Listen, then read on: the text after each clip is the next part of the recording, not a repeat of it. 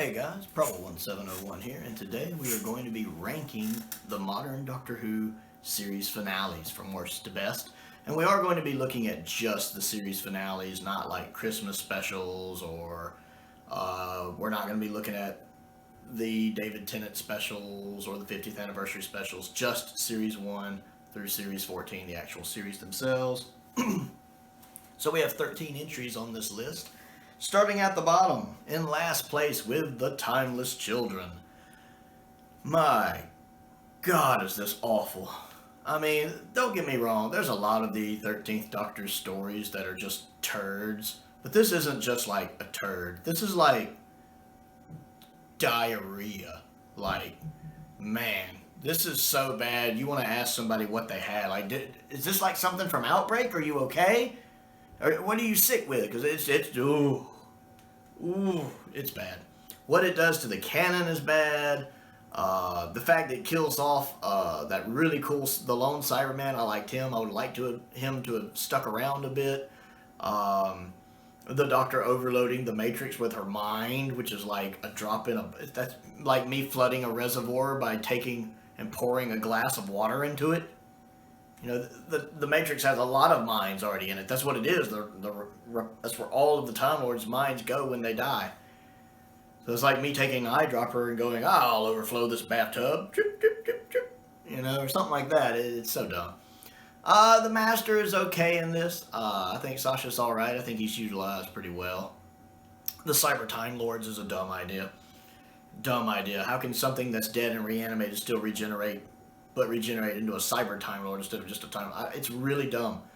Like, this it's kind of like the Doctor Who version of The Rise of Skywalker. It's throwing so much at you that you don't really have time to stop and think about how stupid it is until it's over. Then you start connecting the dots going, this is really stupid! Yeah, it's awful. It's garbage. It's the worst series finale Doctor Who has ever had, in classic or modern Doctor Who. Number 12 is the Battle of Ranka-Doody Who Gives a Crap. Series 11's finale, which is just boring and uninteresting. That's its main problem. It's boring, it's uninteresting, and it steals plots from better stories, like the planets all being trapped in the Thing, which it steals from the Pirate Planet. And the Pirate Planet is about 7 million times better than this story, and certainly more interesting, and has a better Doctor, and has better companions. The bit with Ryan and Graham is alright, seeing them kind of connect, and seeing Graham overcome his urge to kill Tim Shaw. That's kind of nice. I'll give it that. That works. But Tim Shaw himself is just such an uninteresting villain. I found him really boring. It feels like him and his Empire were supposed to become kind of big bads, or at least his Empire was, because they're mentioned a few other times. But I think they dropped that idea because nobody cared about this villain. He's just uninteresting. And it's a perfect example of, us finding out the Doctor caused all of this when she teleported him away in The Woman Who Fell to Earth. So she caused all the problems that's going on here. The Doctor literally in her first story failed by setting up all the problems she's having to deal with here. But its biggest flaw to me is just that it's boring. It's very, very boring. Moving up to number 11 on the list is the Flux season finale. Yes, the Other Whittaker story. Now, this one's not as bad as the other two. I will admit that. It's a jumping quality. But it just does some dumb things I don't like. Like, I don't believe the Cybermen and the Daleks would have been fooled so easily by the Sontarans. The Daleks are geniuses. Why would they fall for that? And obviously not all of them did, since we see them in Eve. Some of them stayed behind, so maybe they suspected a trap. I didn't like Jericho being killed off for absolutely no reason. His death is so dumb and unnecessary. And he's such a good character, so it's so frustrating. I just felt like everything didn't tie up as neat as it should. I felt like Azure and Skeletor, whatever his name is, I felt like their stories weren't resolved very well. They had been kind of built up as these huge old ancient enemies of the Doctor. They had danced around the stars and galaxies together, and then that's never really delivered on over the course of Flux, and especially here, and the way they just ascend at the end. They really don't feel like they lived up to their potential and what they were hyped to be. And then the whole Doctor meeting time itself, What? Dum diddy dum dum dum dum dum dum dum dum dum dum. Now it had some neat stuff. It did. I love the scene when the Grand Serpent's interrogating the Doctor and she throws it right back on him. That's one of the 13th Doctor's best scenes. She actually takes control of that situation, even though she's the one supposed to be getting tortured. I really enjoyed that. I liked meeting the mole man, the historical figure. I forget his name. I liked him in the story. The actor playing him's good. I like the idea that he made those tunnels and they connect all these different places. That's a cool concept. Like I said, there are some things the story does well here, but a lot of it I don't really care for. I think Kate's there just to be there. She doesn't serve much of a purpose. She's just kind of there. Overall, it's fine. It's okay. It's not great, but it's okay. We've moved from just terrible into okay. So this one's okay. Number 10 on the list is Hellbent, which I don't really like Hellbent, but I don't just flat out hate Hellbent like some people do. My worst crime of Hellbent is that it brings Clara back, and I don't like Clara with Capaldi. She's my least favorite companion of all time with Capaldi, or my least favorite companion when she's with Capaldi. I like her with Smith. And the fact that at the end she has her own TARDIS, her own companion. She's practically immortal like the Doctor. And at one point, the Doctor even says, Clara who? I'm like, you went there, Moffat. You went there, you went there, you went there.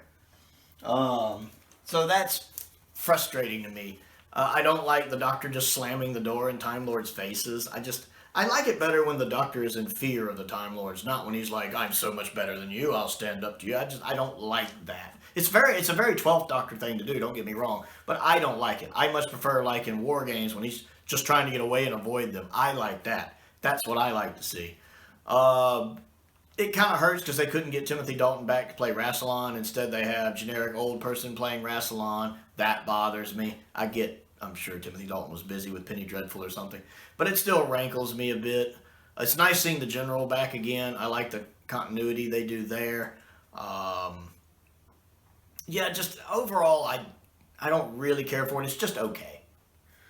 Moving up to number 9 on the list is Death in Heaven. And this one is also kind of like I talked about earlier. This one's just kind of boring and uninteresting to me. I don't hate it. It's just uninteresting. Missy's good in it. Her and 12 have some great moments together. Part of it is because so much of it's on Danny, and I never felt invested in Danny. I never really liked Danny as a character. He's just kind of there. I never believed in his relationship with Clara. The guy playing him is okay, but the fact the Doctor doesn't like him because he's a soldier, I never buy into Danny, so I never get invested in this story, which has so much to do with Danny. I love the conversation between Missy and the Doctor at the end when he talks about, I am an idiot in a box with it. I like that. That's great. It's cool seeing the Brig show up for one last little bit. I know it's controversial with the whole Cyber Brig thing, but I thought it was a nice little touch that, the Doctor got to see him one last time. Yeah, this was one of those ones, like if I'm watching it, I'm fast forwarding through parts of it. Let's get to the next good part. It's okay. And then at number 8, we have The Wedding of River Song. This one's all over the place. I can enjoy it, partially just because it also has the guy playing Churchill back, and I really like him as Churchill a lot.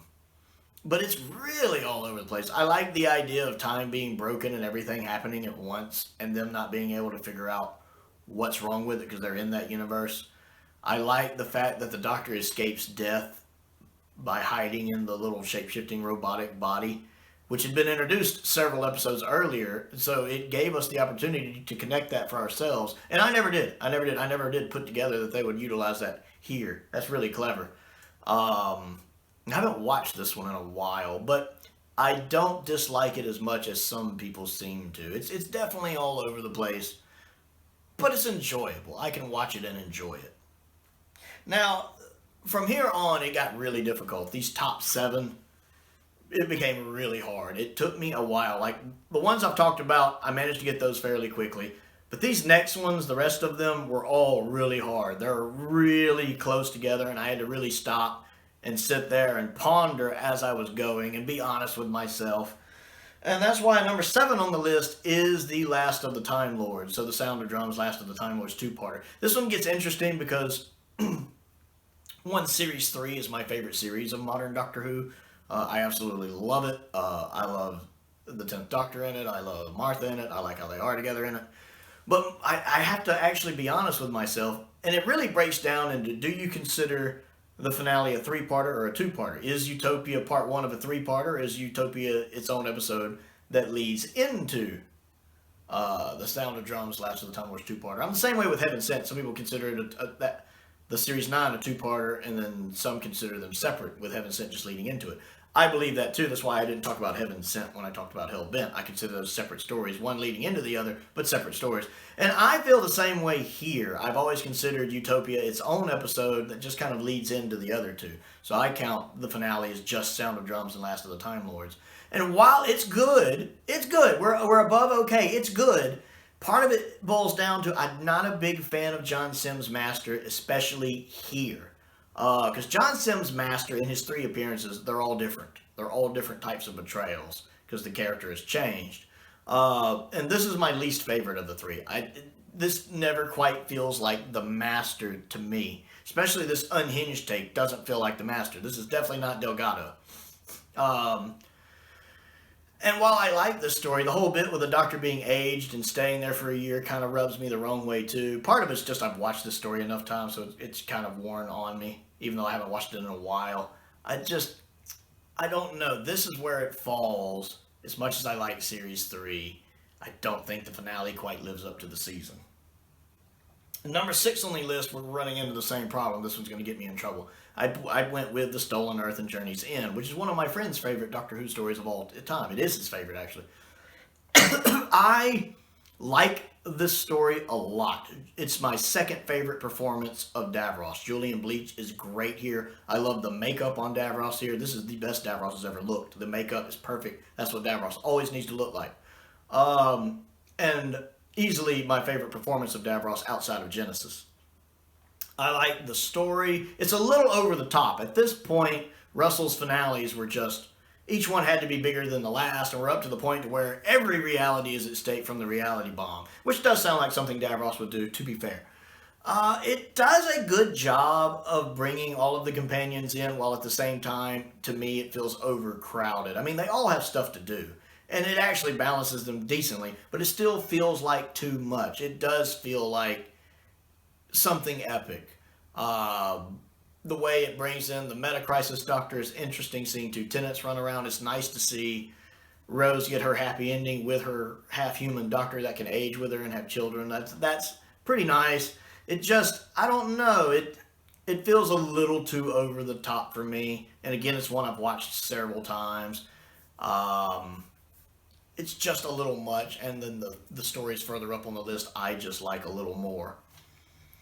At number 5, I have Name of the Doctor. I like Name of the Doctor. One of the reasons it's gonna have to be higher is just because what it did at the time with that cliffhanger ending with John Hurt, and us having to wait like basically 6 months before Day of the Doctor came out, trying to figure out who this Doctor was, where he fell on the timeline, what was up with him. Oh my God, it's John Hurt playing the Doctor.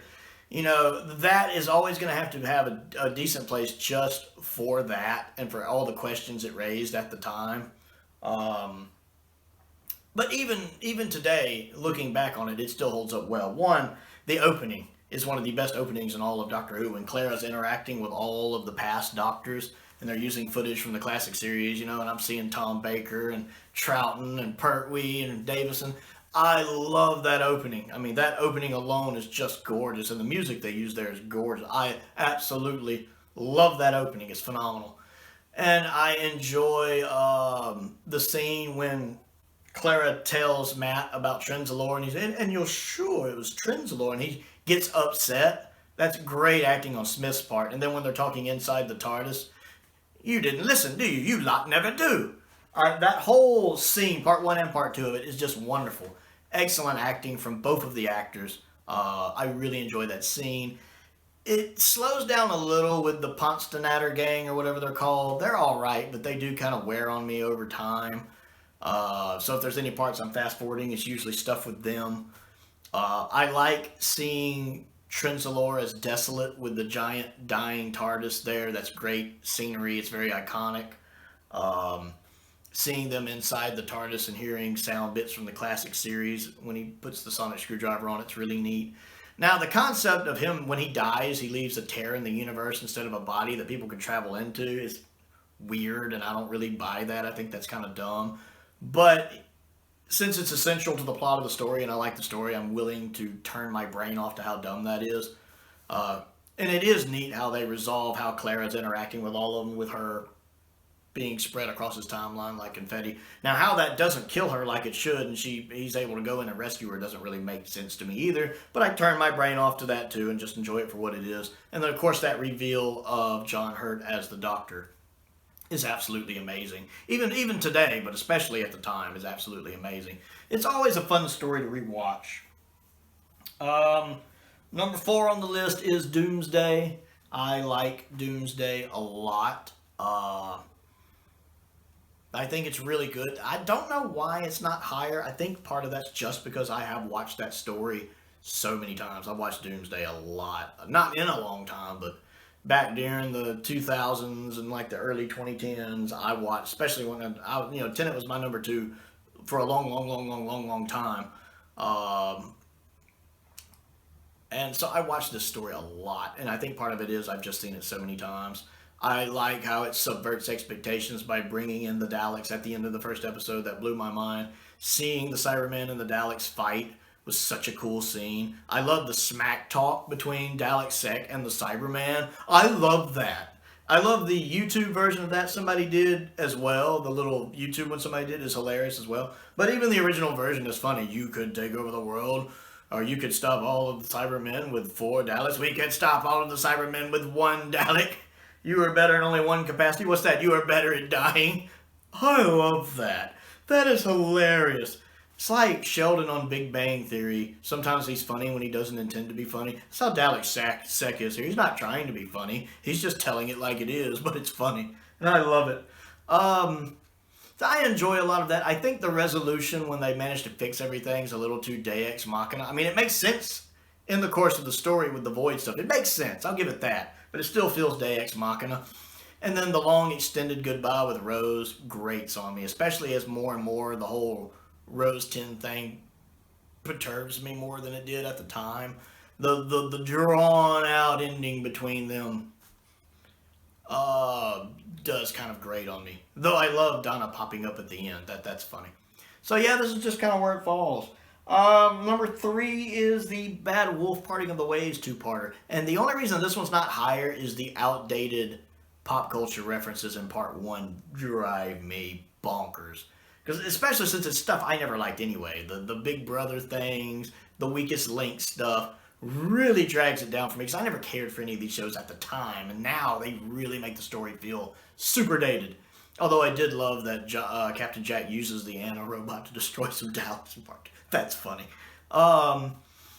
So part 1 has trouble with that. I do like, was it Linda with an I? I like her. I like the fact her and 9 connect. I kind of wish he could have saved her, because I like that in the short time we get with Linda and 9 together, they do have a nice rapport together. I really like that. Part 2 is phenomenal. The ending of part 1 was like, Rose, I'm coming to get you. That's great. Part 2 is phenomenal. I love part 2. Part 2 is so good.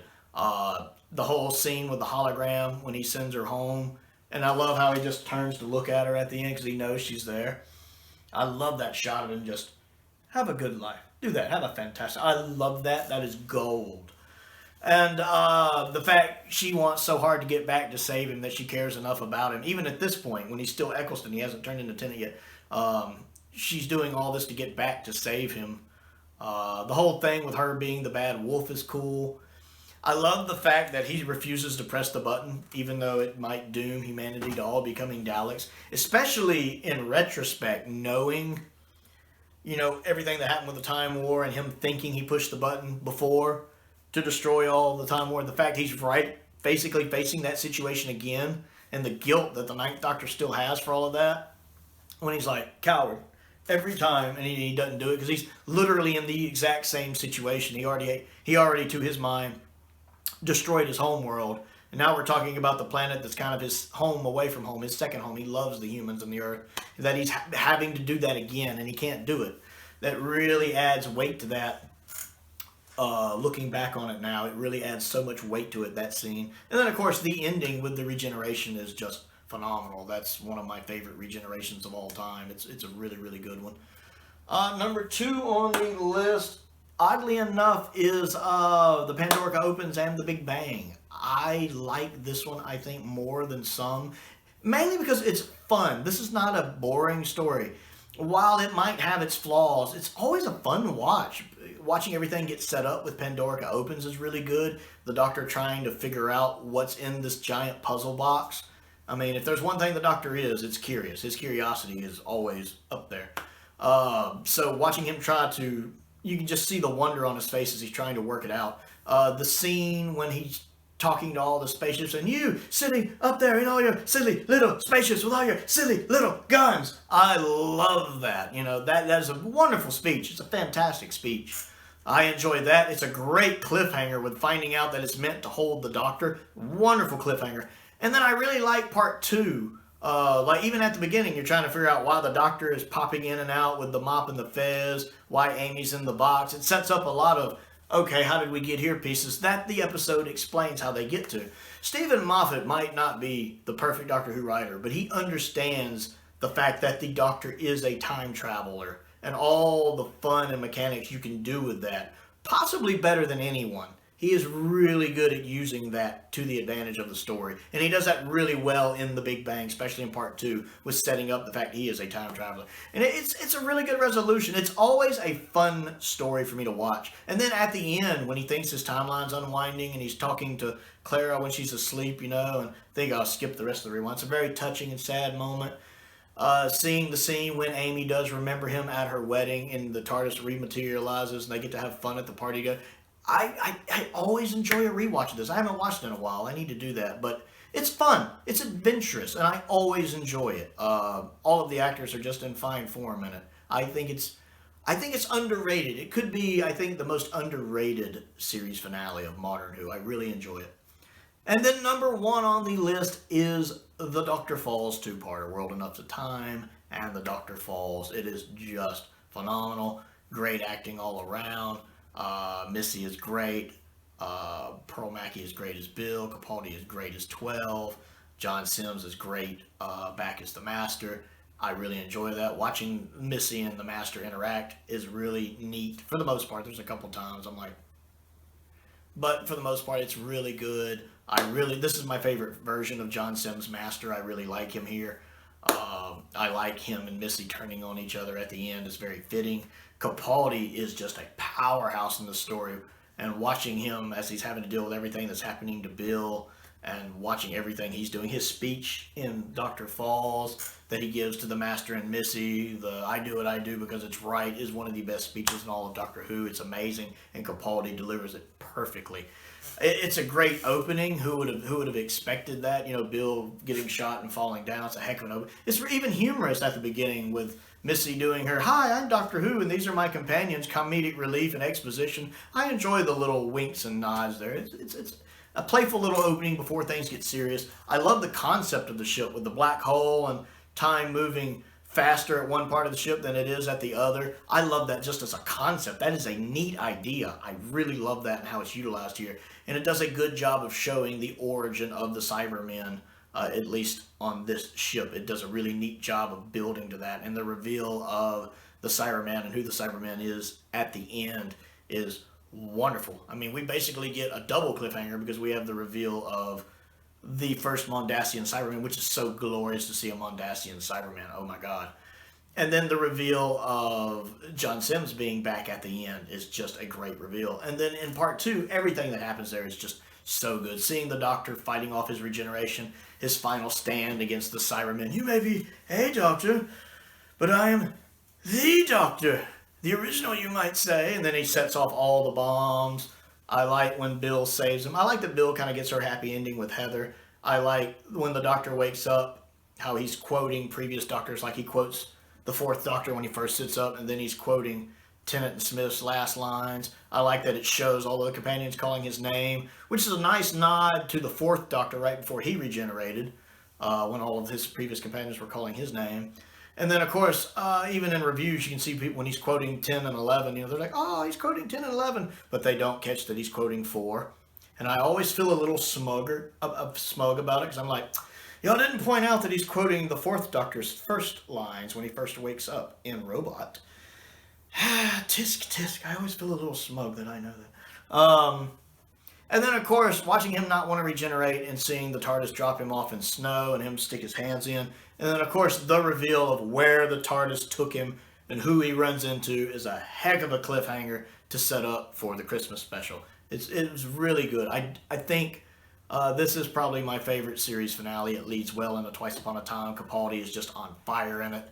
And I never have to fast forward through anything. It's just a really good two-parter. So I'd like to know how you would rank them and what you think of how I ranked them. So comment down below and let me know what you think. Other things to do. Click the like button. Click the subscribe button. Click the bell for notifications so you never miss out on another video. My goal, we did recently cross 700 subscribers. So my goal, of course, is now to hit 800 subscribers. So hopefully we're on our way towards that. I also have a Patreon if you would like to support me on that. There's a link to that down in the description below. I want to give a shout out to 2 of my top tier patrons, the 5th Doctor and Stephen Crane. Can't talk today. I appreciate their continued support. I also have a P.O. box. If there is anything you would like to send me to look at or review, that is down in the description as well, as is a link to my Amazon wish list if you would like to check that out. Most importantly, though, thank you for watching.